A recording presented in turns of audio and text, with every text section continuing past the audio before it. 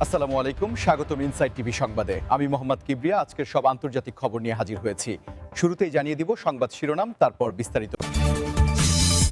যুক্তরাষ্ট্র ও Israel Tehran লক্ষ্য, যুদ্ধের শঙ্কা বাড়ছে। 1000 দিনের যুদ্ধের পর খার্তুমে ফিরল সরকার, পুনর্গঠনের ডাক সুদানি প্রধানমন্ত্রীর। যুদ্ধ বন্ধে মিউনিখে শেখ হাসিনার সঙ্গে বসছেন জেলেনস্কি।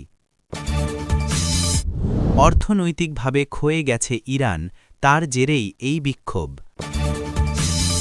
তেহরানে সরকারপন্থী সমাবেশে হাজারো মানুষের ঢল।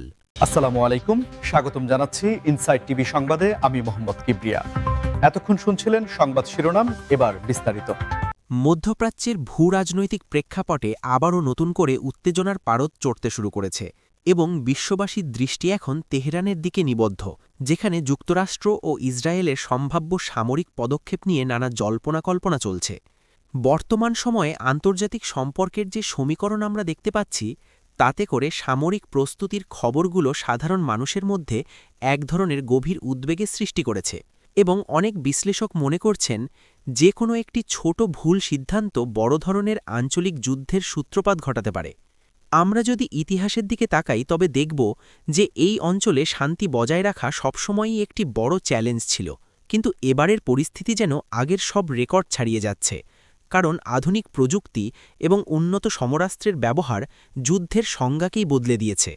যুক্তরাষ্ট্র ও ইসরায়েল তাদের কৌশলগত অবস্থান থেকে বারবার তেহরানের বিভিন্ন কার্যক্রম নিয়ে প্রশ্ন তুলেছে এবং তাদের ভাষ্যমতে আঞ্চলিক নিরাপত্তা নিশ্চিত করতেই তারা এই কঠোর অবস্থান নিতে বাধ্য হচ্ছে, যদিও এর ফলে সাধারণ মানুষের জীবনযাত্রায় বড় ধরনের নেতিবাচক প্রভাব পড়ার আশঙ্কা রয়েছে। আমাদের এই ভিডিওটি ভালো লাগলে আপনারা লাইক দিতে পারেন এবং আপনার মূল্যবান মতামত কমেন্ট করে জানাতে পারেন, কারণ আপনাদের প্রতিটি মতামত আমাদের কাছে অত্যন্ত গুরুত্বপূর্ণ।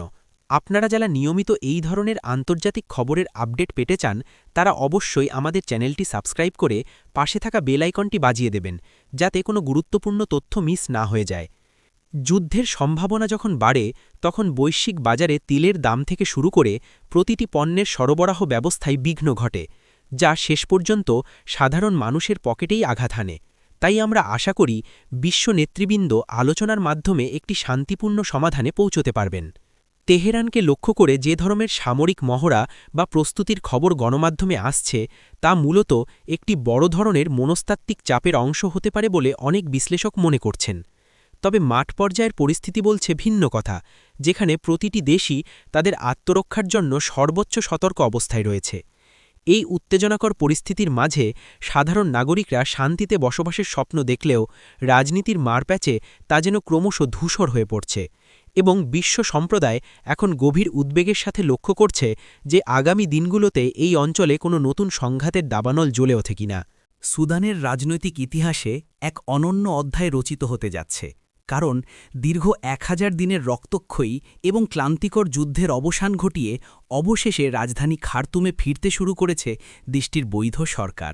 সুদানি প্রধানমন্ত্রী যখন পুনর্গঠনের ডাক দিলেন, তখন তা কেবল একটি রাজনৈতিক ঘোষণা ছিল না, বরং এটি ছিল যুদ্ধবিধ্বস্ত লক্ষ লক্ষ মানুষের জন্য এক চিলতে আশার আলো, যারা দীর্ঘ সময় ধরে নিজ ভূমি থেকে বিতাড়িত হয়ে যাযাবর জীবনযাপন করছিল।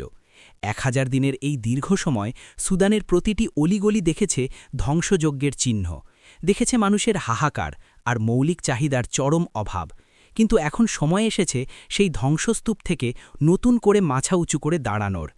প্রধানমন্ত্রী তার ভাষণে গুরুত্ব দিয়েছেন জাতীয় ঐক্য এবং অবকাঠামো উন্নয়নের ওপর, কারণ একটি দেশকে পুনর্গঠন করতে হলে সবার আগে প্রয়োজন মানুষের বিশ্বাস ফিরিয়ে আনা এবং ভেঙে পড়া শিক্ষা ও স্বাস্থ্য ব্যবস্থাকে পুনরায় সচল করা। আপনারা যারা আমাদের এই বিশেষ প্রতিবেদনটি দেখছেন, তারা ভিডিওটি শেয়ার করে অন্যদেরও সুদানের এই ইতিবাচক পরিবর্তনের কথা জানার সুযোগ করে দিতে পারেন এবং চ্যানেলটি সাবস্ক্রাইব করে আমাদের সাথেই থাকতে পারেন। সুদানের এই পুনর্গঠন প্রক্রিয়ায় আন্তর্জাতিক সম্প্রদায়ের ভূমিকা অত্যন্ত গুরুত্বপূর্ণ, কারণ দীর্ঘ যুদ্ধের ফলে দেশটির অর্থনীতি পুরোপুরি পঙ্গু হয়ে পড়েছে এবং বড় ধরনের বৈদেশিক বিনিয়োগ ছাড়া এই বিশাল কর্মযজ্ঞ সম্পন্ন করা প্রায় অসম্ভব। খার্তুমের রাস্তাগুলো যেখানে একসময় কামানের গোলায় প্রকম্পিত হতো, সেখানে এখন শোনা যাচ্ছে উন্নয়নের স্লোগান। এবং সাধারণ মানুষের চোখে মুখে ফুটে উঠেছে নতুন দিনের স্বপ্ন, যা পুরো আফ্রিকার জন্য একটি অনুপ্রেরণা হতে পারে। তবে চ্যালেঞ্জও কম নয়, কারণ দীর্ঘদিন ধরে চলমান সংঘাতের ফলে যে সামাজিক বিভাজন তৈরি হয়েছে তা মিটিয়ে ফেলে সবাইকে এক ছাতার নিচে আনা একটি কঠিন কাজ হবে।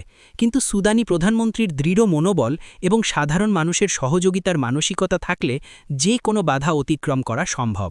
আমরা আশা করছি সুদানের এই শান্তির মডেল সারা বিশ্বের জন্য একটি উদাহরণ হয়ে থাকবে, যে যুদ্ধের শেষে আলোচনার মাধ্যমেই সমৃদ্ধি আনা সম্ভব।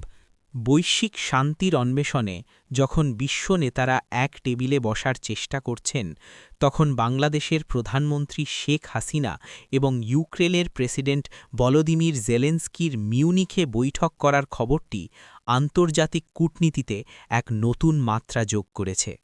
মিউনিক সিকিউরিটি কনফারেন্সের সাইডলাইনে এই দুই নেতার বৈঠক মূলত যুদ্ধ বন্ধের উপায় এবং মানবিক সহায়তা নিশ্চিত করার বিষয়গুলো নিয়ে আলোকপাত করবে, যা বর্তমান অস্থির বিশ্ব পরিস্থিতিতে অত্যন্ত তাৎপর্যপূর্ণ। বাংলাদেশ সবসময়ই সকলের সাথে বন্ধুত্ব, কারো সাথে বৈরিতা নয়, এই নীতিতে বিশ্বাসী, এবং সেই অবস্থান থেকেই প্রধানমন্ত্রী শেখ হাসিনা যুদ্ধের ভয়াবহতা দূর করে আলোচনার টেবিলে সমস্যা সমাধানের আহ্বান জানাবেন বলে ধারণা করা হচ্ছে। ইউক্রেন যুদ্ধের ফলে খাদ্য শৃঙ্খলে যে বিঘ্ন ঘটেছে এবং বিশ্বজুড়ে যে মূল্যস্ফীতি দেখা দিয়েছে, তার প্রভাব বাংলাদেশের মতো উন্নয়নশীল দেশগুলোর ওপর কতটা প্রকট তা নিয়ে এই বৈঠকে বিস্তারিত আলোচনা হতে পারে। আপনারা যদি এই ধরনের গুরুত্বপূর্ণ কূটনৈতিক সংবাদ নিয়মিত পেতে চান, তবে আমাদের চ্যানেলটি সাবস্ক্রাইব করে রাখুন এবং ভিডিওটি ভালো লাগলে লাইক দিতে ভুলবেন না। জেলেনস্কির জন্য এই বৈঠকটি গুরুত্বপূর্ণ, কারণ তিনি বৈশ্বিক দক্ষিণের দেশগুলোর সমর্থন পাওয়ার চেষ্টা করছেন এবং বাংলাদেশের মতো একটি উদীয়মান অর্থনীতির দেশের সাথে সুসম্পর্ক তার শান্তি পরিকল্পনার জন্য সহায়ক হতে পারে। এই উচ্চ পর্যায়ের বৈঠকটি প্রমাণ করে যে বাংলাদেশ আন্তর্জাতিক রাজনীতিতে কেবল একজন দর্শক নয়, বরং শান্তি প্রতিষ্ঠায় একজন সক্রিয় অংশীদার হিসেবে আবির্ভূত হয়েছে, যা আমাদের দেশের জন্য গর্বের বিষয়। মিউনিখের এই সম্মেলন থেকে যদি কার্যকর কোনো রোডম্যাপ বেরিয়ে আসে, তবে তা কেবল ইউক্রেন বা রাশিয়ার জন্য নয়, বরং পুরো বিশ্বের জন্য স্বস্তির কারণ হয়ে দাঁড়াবে। যুদ্ধ কখনো কারোর জন্য মঙ্গল বয়ে আনে না, বরং এটি কেবল সম্পদ আর প্রাণের বিনাশ ঘটায়। আর এই চিরন্তন সত্যটিই হয়তো এই দুই নেতার আলোচনায় বারবার উঠে আসবে, যা বিশ্ববাসীকে একটি সুন্দর আগামী গড়ার পথ দেখাবে।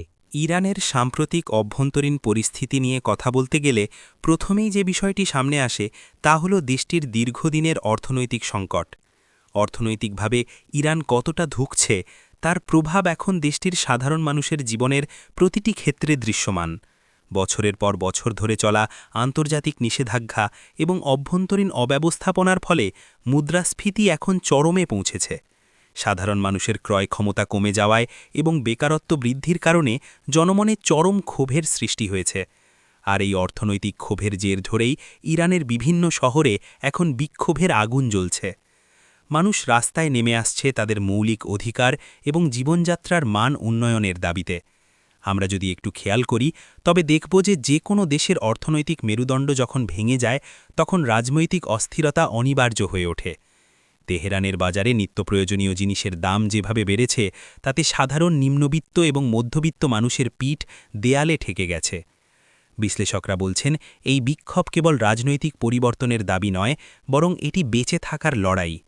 আপনারা যারা দেখছেন, আপনাদের কি মনে হয়, কেবল নিষেধাজ্ঞাই কি ইরানের এই অবস্থার জন্য দায়ী, নাকি এর পেছনে আরও গভীর কোনো কারণ রয়েছে? কমেন্ট করে আমাদের জানান।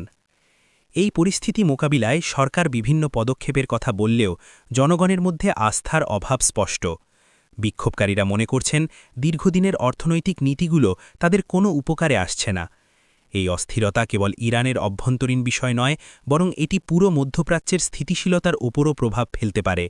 কারণ ইরান অঞ্চলের একটি বড় শক্তি এবং সেখানে কোনো ধরনের বড় বিশৃঙ্খলা তৈরি হলে তার ঢেউ প্রতিবেশী দেশগুলোতেও আছড়ে পড়বে। আমরা দেখেছি কিভাবে মুদ্রার মান কমে যাওয়ায় মানুষের জমানো টাকা মূল্যহীন হয়ে পড়ছে। এই মানবিক সংকট থেকে উত্তরণের পথ খুব একটা সহজ নয়। আন্তর্জাতিক সম্প্রদায় এই পরিস্থিতি পর্যবেক্ষণ করছে, তবে সাধারণ ইরানিদের কষ্ট লাঘবে কার্যকর কোনো পদক্ষেপ এখনও দৃশ্যমান নয়।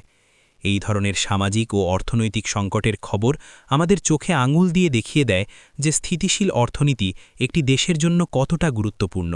ইরানের বর্তমান অস্থির পরিস্থিতির মধ্যেই অন্য একটি চিত্র দেখা গেছে তেহরানের রাজপথে।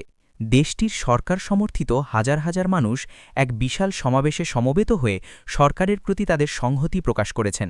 এই সমাবেশে অংশ নেওয়া মানুষের দাবি হল তারা দেশের সার্বভৌমত্ব এবং বর্তমান ব্যবস্থার প্রতি আস্থাশীল। যখন একদল মানুষ অর্থনৈতিক সংকটের কারণে বিক্ষোভ করছেন, ঠিক তখনই এই ধরনের সরকারপন্থী বিশাল মিছিল ইরানের অভ্যন্তরীণ মেরুকরণকে আরও স্পষ্ট করে তুলছে। সমাবেশে অংশগ্রহণকারীরা জাতীয় পতাকা এবং বিভিন্ন স্লোগান সংবলিত প্ল্যাকার্ড হাতে নিয়ে রাজপথ দখল করে নেয়। তাদের মতে বিদেশি শক্তির ইন্ধনেই দেশে অস্থিরতা তৈরির চেষ্টা করা হচ্ছে এবং তারা যে কোনো মূল্যে দেশকে রক্ষা করবেন। এই যে জনমতের বিভাজন, এটি যে কোনো দেশের জন্যই একটি জটিল পরিস্থিতি তৈরি করে। একদিকে যেমন অভাব আর অভিযোগের কণ্ঠস্বর আছে, অন্যদিকে আছে জাতীয়তাবাদ আর সমর্থনের বজ্রকণ্ঠ। আপনারা যারা ভিডিওটি উপভোগ করছেন তারা এই বিষয়টি নিয়ে কী ভাবেন? একটি দেশের মানুষের মধ্যে যখন এমন বিপরীতমুখী অবস্থান তৈরি হয়, তখন সমাধানের পথ কী হতে পারে? আমাদের ভিডিওটি ভালো লাগলে এবং এই ধরনের নিরপেক্ষ সংবাদ বিশ্লেষণ পেতে চ্যানেলটি এক্ষুনি সাবস্ক্রাইব করুন। তেহরানের এই সমাবেশ থেকে সরকারের শীর্ষ পর্যায়ের নেতারা ভাষণ দিয়েছেন এবং দেশের শত্রুদের হুঁশিয়ারি দিয়েছেন। তারা বলছেন অর্থনৈতিক সমস্যা কাটিয়ে উঠতে সরকার কাজ করছে এবং জনগণকে ধৈর্য ধরার আহ্বান জানিয়েছেন। তবে এই বিশাল জমায়েত এটিই প্রমাণ করে যে ইরানের বর্তমান সরকারের এখনও একটি শক্তিশালী জনভিত্তি রয়েছে, যা যে কোনো কঠিন পরিস্থিতি মোকাবিলায় তাদের সাহস যোগায়। শান্তি আর স্থিতিশীলতা বজায় রাখা এখন ইরানের জন্য সবচেয়ে বড় চ্যালেঞ্জ। রাস্তায় মানুষের এই ঢল আন্তর্জাতিক মিডিয়াতেও ব্যাপক গুরুত্বের সাথে প্রচার করা হচ্ছে। ইরান সরকার এই জনসমর্থনকে তাদের বৈধতার প্রমাণ হিসেবে ব্যবহার করতে চাইছে। তবে দিন শেষে সাধারণ মানুষের অভাব দূর না হলে কেবল সমাবেশ দিয়ে দীর্ঘমেয়াদী শান্তি বজায় রাখা কঠিন হয়ে পড়বে। আমরা ইরানের এই চলমান সংকটের প্রতিটি মোড় আপনাদের সামনে তুলে ধরব, যাতে আপনারা সবসময় আপডেট থাকতে পারেন।